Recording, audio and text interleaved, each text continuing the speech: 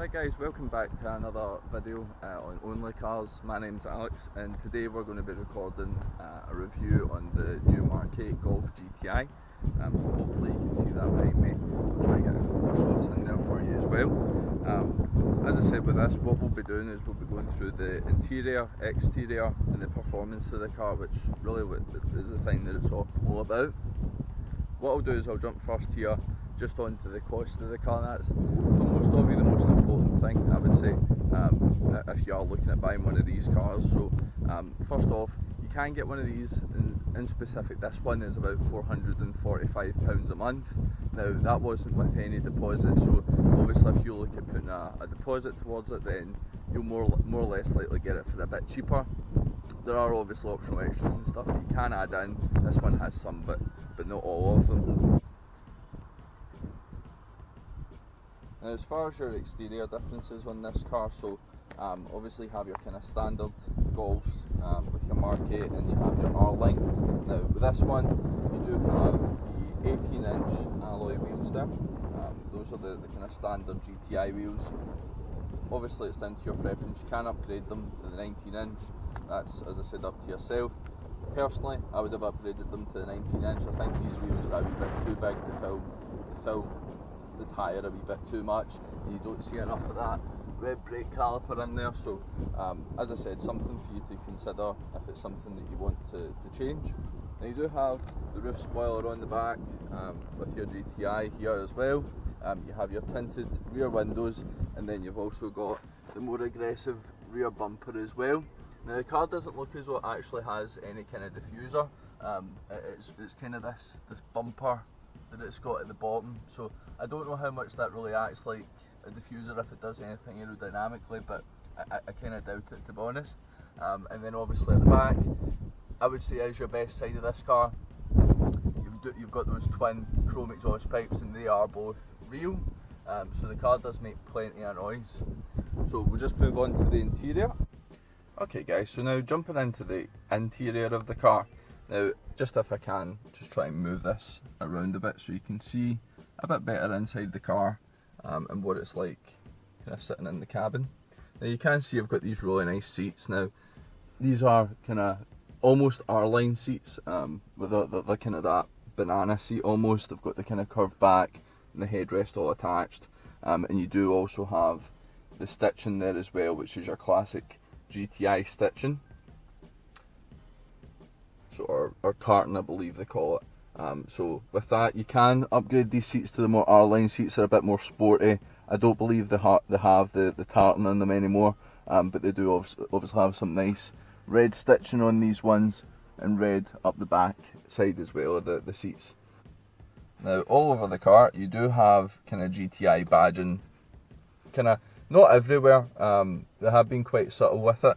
There are obviously a kind of few difference between your R-Line, your kind of normal base R-Line with our body kit on it, and then your GTI obviously with the bigger engine. But with this one you've got your GTI badging on the steering wheel, and if we turn this on, you do have some different dials and stuff as well. So let me just see if I can. So here you can change your view, and you get your GTI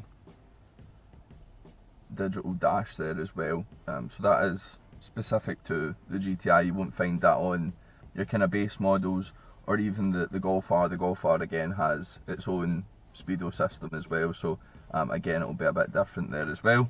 Now with the GTI you do actually get this really nice honeycomb pattern that kind of runs all the way up the interior, down the sides. It doesn't follow through into the back, but you do get it in the front. It is really nice, to be fair. You've got that kind of over the front, almost gives that kind of carbon look to the car in some of the interior parts of it. Now with your start stop button here, you can see it is actually like pulsating red, so that's just obviously kind of tempts you into starting it. It gives it a wee bit more of a sporty feel as well. And just to kind of try to tempt you into actually starting the car up and going. Onto the actual steering wheel itself. Now this has been a bit of a topic of conversation, to be honest with you. on here you do have all these buttons. Now there is a lot of buttons on this, and they all do a lot of different things. Obviously your view will change how you view your speedos on your digital dash. Now you can customise the colours. Now that isn't necessarily always green. You can change it to blue or any other colour you want. So it doesn't necessarily need to be green. It's just the owner of this car, i.e. my dad, has got this in green. So as I say, back to the kind of steering wheel, there's a lot of buttons on it.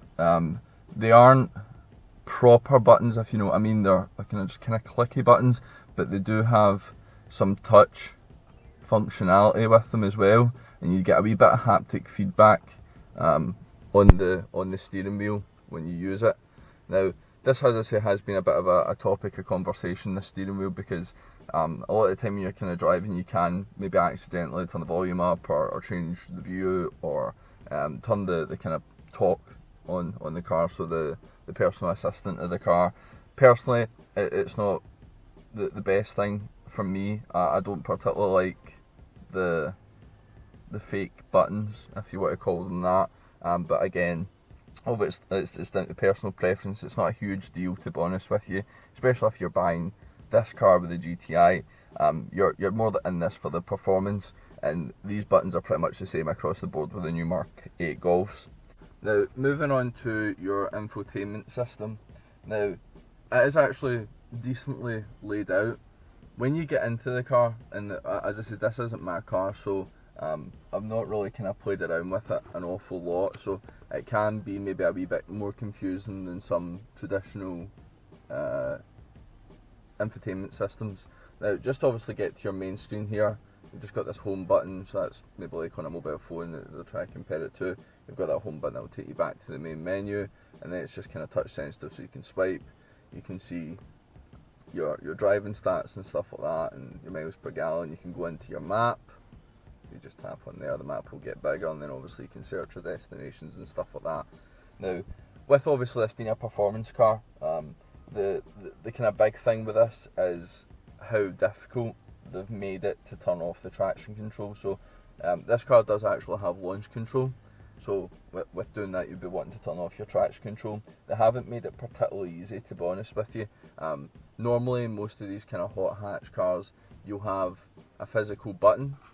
Now down here we do have a few buttons. We've got your hold your handbrake, your gear selector, which they've stolen from a Porsche, your parking here for P, and then your glowing start stop button. But if you look around, there are buttons here and there, and it's again these fake buttons. The only one that's a real button here is your hazards, but they don't have a button for your traction control to be turned off, which is quite strange. Now what you actually do need to do to get to your traction control and turn that off is you need to go into vehicle, up to vehicle here, and then you need to actually swipe it around, go to brakes, and there's your ESC system, so you can turn that off or put it into sport or whatever. I'm just going to leave that on just now. So they have made it quite complicated, but what you can actually do, you can actually turn it into a shortcut from this pull down menu here. So if you turn it into a shortcut, it will appear here, so you can see here it's been made into a shortcut ESC system, and you just tap that and you can then change it that way. So it's not overly complicated, but they should have really just put a button in, to be fair. Most of these cars have buttons in them just for your traction control. It makes sense. It's something you maybe want to be changing quickly. You don't want to be kind of footing around the menu. So that would be one of my biggest complaints with this car, is turning off the traction control can be a wee bit annoying, we'll put it that way. Alright guys, now so just moving on to the boot here. Now you can see you actually access it just by pulling this Volkswagen badge, push it in and pull it back. Now you can see the boot is actually quite a decent size, and you would expect that with a hot hatch. You do normally get your decent sized boots. But this one, obviously this is a front wheel drive based car, so all the power is sent to the front two wheels. So with the boot, because you've not got that rear diff of the four wheel drive that you would have in the Golf R, for example, you do get a boot with about 381 litres of capacity. So as I say, in the Golf R it would be a bit smaller, but with this you get it the same as it would be in the kind of other standard Golfs as well, so that's actually quite good. As far as the kind of the sound, I'll cut to that in a minute, so we'll cut that. Now, what I want to kind of talk about just now is build quality. Now, it's Volkswagen, you've got the Volkswagen group, you've got things like your Audis, your Volkswagens, obviously Porsche, Lamborghini are all in there. So your build quality is actually really good, and you can expect really good build quality from these cars. It would be the same if you'd bought any of those brands. You would expect great build quality, and you'll find obviously that there are different parts in and out of the car that maybe look are from kind of similar cars within the group. As I say, build quality is actually quite decent. The kind of feel of the materials on your sides here is that kind of soft, not plastic, but it's that kind of soft, nice feeling. Feels quite quality. And then obviously you've got, as I said, this honeycomb feeling. You do have a wee bit of the kind of plastic here and there, but it's not bad. It feels strong. It feels solid. And then you've got this kind of nice carpeted in here as well. So that's actually quite nice having that carpet in there. But as far as build quality is actually really good. As I say, you've got these really well built seats that hold you in place, and then the interior, you've got things like your golf badge in here with this little flap for your phone that just sits in there with the wireless charging. So as I said, build quality is really good. So getting into the back of the car, guys, it's actually really good. I'm just going to close this door. Getting into the back of the car is actually really easy. There's enough room to open the door, get yourself into, and there's a lot of space in here. So obviously with the seat being set in my driving position, you can see with me being 6'4", I've got plenty of space, and I can actually slide myself backwards. I've got plenty of space above me, and I would probably argue it's actually better space in the back of this than there is in my BMW. And if you haven't seen that video, I'll put a link to that at the bottom so you can see that as well. Otherwise you can just go through my channel and you'll be able to watch the review on my car, the 118i. But as I said, a lot better headroom in here. No issues at all for me. As I say, I'm 6'4", so if you're the same size as me or smaller, you'll have absolutely no issues. Plenty of room kind of getting in. You could quite easily fit 3 passengers in here as well. So no issues with that. Okay guys, so moving on to the engine itself. Now, as I was kind of talking about build quality before, there's one thing I do want to kind of point out, and that is the fact that the car doesn't actually have your kind of spring-loaded bonnet, so when you put it up it will hold itself. You actually do have to use your little pole to actually hold it up here. So I would say, to be honest, it's a little thing. It's not major. It's actually quite silly, but it's a convenience, and I think they could have put that in. To be honest with you, I'm not really sure why it's not. But I'd say just a wee thing there on that. Now with this car, as I said, you've got your 2-litre turbocharged engine here with this. The car weighs around 1460 kilograms, so it's actually not bad for a hot hatch, but it's still maybe on a wee bit of the heavier side. It has 245 horsepower and 370 newton meters of torque, so it will get you down the road pretty quickly. And as you'll see in the kind of driving scene that we'll do in a minute, it really sticks to the road. Even being that front wheel drive, it feels really planted, and it'll get you where you need to go pretty quickly. Okay guys, so what I want to do is just quickly give you an overview, kind of what miles to the gallon this car's getting. Now, if I turn this around here, hopefully you can see that. So this car's done 2,655 miles, so not an awful lot of mileage there. Now you can see on your infotainment side of things here, this car's driven fairly sensibly, I would say. Obviously it's maybe hooned around a wee bit. So if we have a look at long-term travel, so over 292 miles, average speed of 24 miles per hour, you get about 30.4 miles to the gallon there. So to be honest, that's not bad for a 245 horsepower car. Obviously they could be more fuel efficient, but it's not really the point in these cars. So just to give you a kind of heads up, that's what you can kind of expect as far as your miles to the gallon.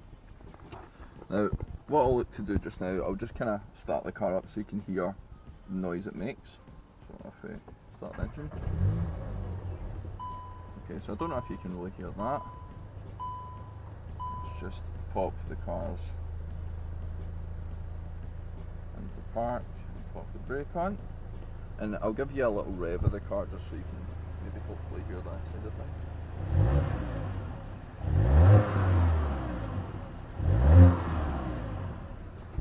So the car doesn't sound that bad, to be honest with you, and you do get a nice kind of rumble, the odd pop and bang and stuff like that as well while you're driving it. But at stationary, as I say, it's a decent rumble that it's got. But obviously with your kind of modern day 4-cylinder 2-litre engines, they can sound a wee bit like a Hoover. So possibly it could sound a wee bit better. Okay guys, so just coming onto the B road now. Sadly we do have a wee bit of traffic, so I'll try to let them get a bit ahead, and then I'll put the foot down a wee bit just so you can hear the amazing noise this car actually does make. Just hold off a wee bit and then we'll go for it. As you can see, I'm struggling for a wee bit of grip there, but as I said, it is a bit wet, but even then it clamps down straight away, gets on, gets planted, no issues at all. As I say, just that slight wee slide, but again you can forgive it as being torrential rain, so pretty good as far as being just a front wheel drive car as well. As I said, going round this corner as well, although we're only doing 50 miles an hour, I'm a wee bit limited with what's in front of me, but it feels totally planted. Even in this wet weather, there's no slip going round the corners or anything like that. Now I was kind of hoping I might have been able to overtake them here, but I don't seem to have the room to do it, so we'll just have to make do. Now you can see I've got the gearbox, hopefully, down the bottom left there it says S5, so the gearbox is in sport, so in its sport A setting, and with that the car will change the gears by itself. We do have the option here of using the flappy paddles just to change the gears up and down ourselves, so once we get round this next corner we'll change onto that, and you can see how responsive the gear changes actually are, especially when you think about this being your kind of your mid-range hot hatch, so you would expect it maybe to be a wee bit laggy, but drop down a gear there so you can see almost instantly straight down into the 3rd gear, and then you've got that acceleration, and as you can hear it makes a really good noise, especially when you lower gears up to 4th, and go back down to 3rd again, around the corner. As I say, a wee bit limited here with what's in front of us, unfortunately. As you can see, the dials themselves are really cool, and as I say before, you can change the colour of these if you want to. So it looks like we might get a wee bit of clear here, hopefully. A second.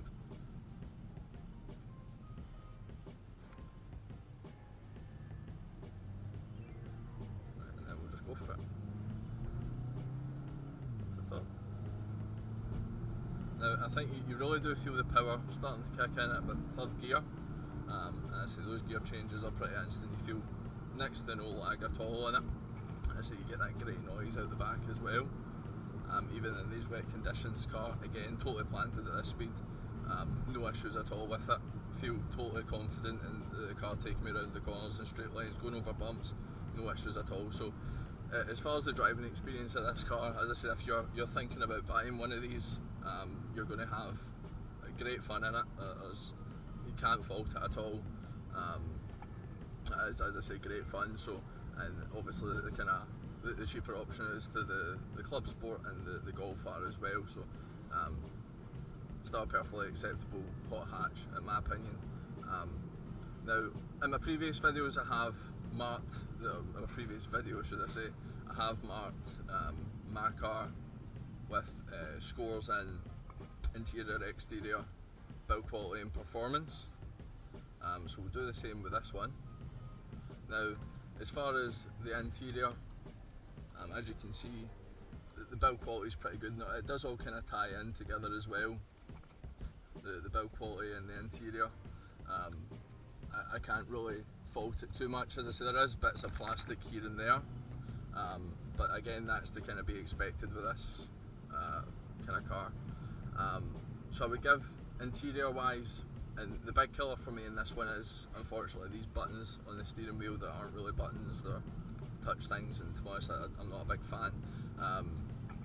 But with that in mind, and I would say maybe the bareness of the interior as well, I would give it probably a 7 out of 10 on that one.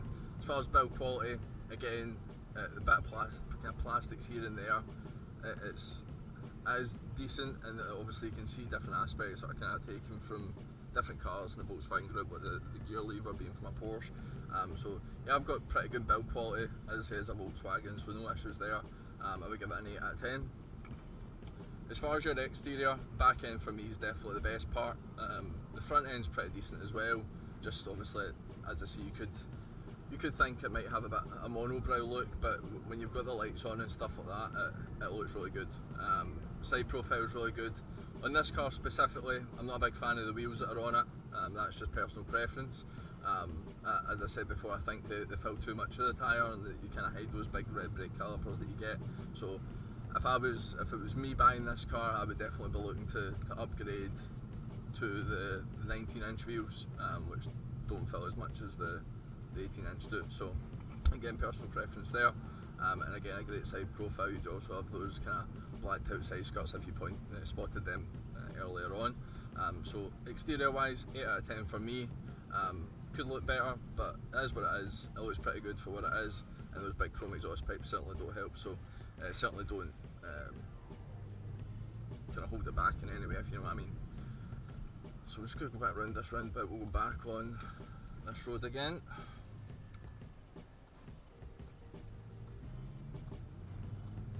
Again, you hear that noise as we accelerate a wee bit there. Again, round this roundabout, no issues whatsoever. Now, kind of moving on performance-wise, as I said, the exterior, I'll give it an 8 out of 10. Performance-wise, I can't fault it at all. I'm not going to compare it to the Golf R or the Club Sport. I don't see the point in people that might do that in other videos and stuff like that. There's no point. It's a different car. So for what this is, 245 horsepower, 370 newton meters of torque, amazing performance. As I said, you feel planted. You feel totally confident going around the bends, and when you accelerate, it makes a fantastic noise. And as I say, I can't fault the performance. There's almost no lag in the kind of throttle, with the turbo spooling up and stuff like that as well.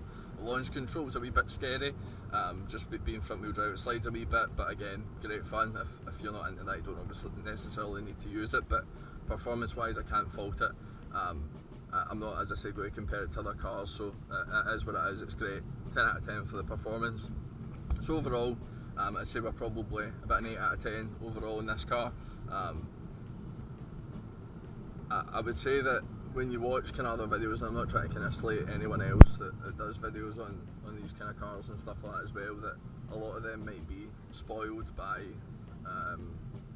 more high performance cars and stuff like that. So for me, having not like reviewed Ferraris and high powered M cars and stuff like that, RS cars, all that kind of thing, I think I can give a good review on what it's like for your average Joe, which I would say is me. So again, performance, it's really fast, it's really fun.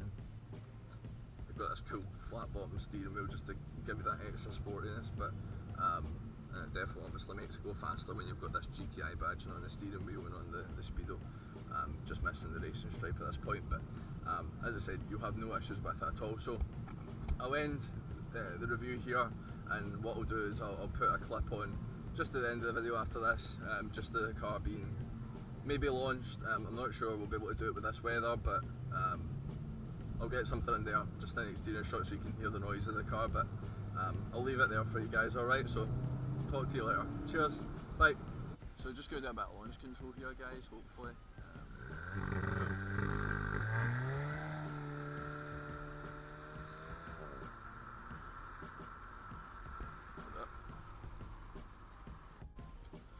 Right guys, so obviously we've finished the launch control there. Hope that kind of satisfies some tingles you might have, if you want to call it that. Other than that guys, just thanks for watching. If you can like and subscribe to the video, that'd be grand. Get the notification bell for the next videos, and hopefully I'll see you soon. Don't know what I'm doing yet, but we'll get something soon. Alright guys, cheers, thank you, bye bye.